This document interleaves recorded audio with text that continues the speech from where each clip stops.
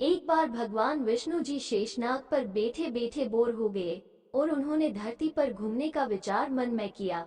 वैसे भी कई साल बीत गए थे धरती पर आए और वह अपनी यात्रा की तैयारी में लग गए। स्वामी को तैयार होता देखकर लक्ष्मी माँ ने पूछा, विस्मयादिबोधक चिन्ह, आज सुबह सुबह कहाँ जाने की तैयारी हो रही है?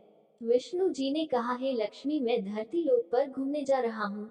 तो कुछ सोचकर लक्ष्मी माँ ने कहा, हे देव, क्या मैं भी आपके साथ चल सकती हूँ? भगवान विष्णु ने 2 पल सोचा, फिर कहा, एक शर्त पर। तुम मेरे साथ चल सकती हो, तुम धरती पर पहुंचकर उत्तर दिशा की ओर बिल्कुल मत देखना। इसके साथ ही माता लक्ष्मी ने हाँ कह के अपनी मनवा ली और सुबह सुबह माँ लक्ष्मी और भगवान विष्णु धरती पर पहुंच गए। अभी सूर्य देवता निकल रहे थे। रात बरसात होकर हटी थी। चारों ओर हरियाली ही हरियाली थी।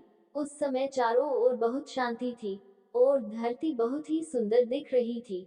और माँ लक्ष्मी मंत्र मुग्ध होकर धरती को देख रही थी और भूल गई कि पति को क्या वचन देकर आई है। और चारों ओर देखती हुई कब उत्तर दिशा की ओर देखने लगी पता ही नहीं चला। उत्तर दिशा में माँ लक्ष्मी को एक बहुत ही सुंदर बगीचा नजर आया और उस तरफ से भीनी भीनी खुशबू आ रही थी और बहुत ही सुंदर सुंदर फूल खिले थे। यह एक फूलों का खेत था और माँ लक्ष्मी बिना सोचे समझे उस खेत में गई और एक सुंदर सा फूल तोड़ लाए।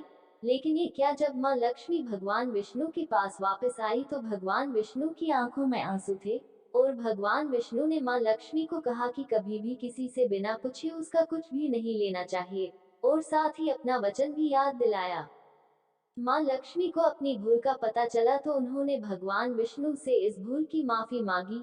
तो भगवान विष्णु ने कहा कि जो तुमने जो भूल की है उसकी सजा तो तुम्हें जरूर मिलेगी। जिस माली के खेत से तुम नए बिना पूछे फूल तोड़ा है, यह एक प्रकार की चोरी है। इसलिए अब तुम 3 साल तक माली के घर नौकर बनकर रह। उसके बाद मैं तुम्हें वैकुंठ में वापस बुलाऊंगा। माँ लक्ष्मी ने चुपचाप सर झुकाकर हाँ कर दी। आजकल की लक्ष्मी थोड़े थी और माँ लक्ष्मी एक गरीब औरत का रूप धारण करके उस खेत के मालिक के घर गई। घर क्या, एक झोपड़ा था और मालिक का नाम माधव था। माधव की बीबी, 2 बेटे और 3 बेटियां थी।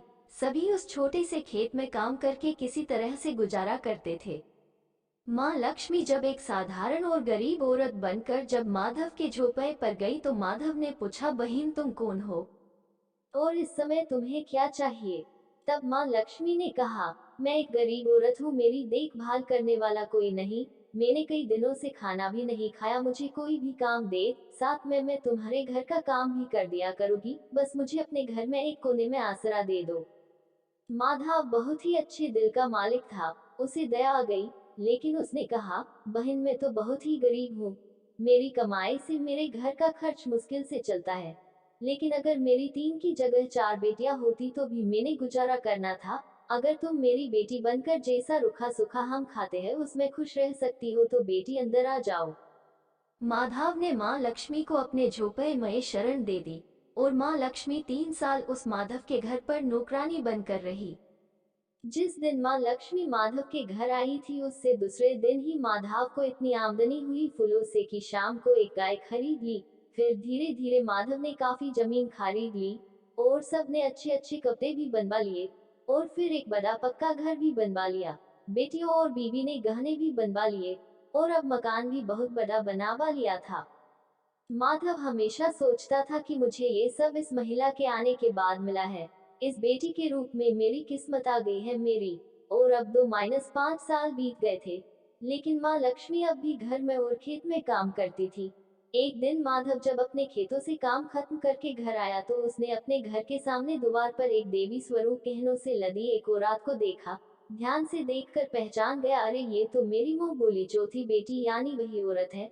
और पहचान गया कि यह तो माँ लक्ष्मी है।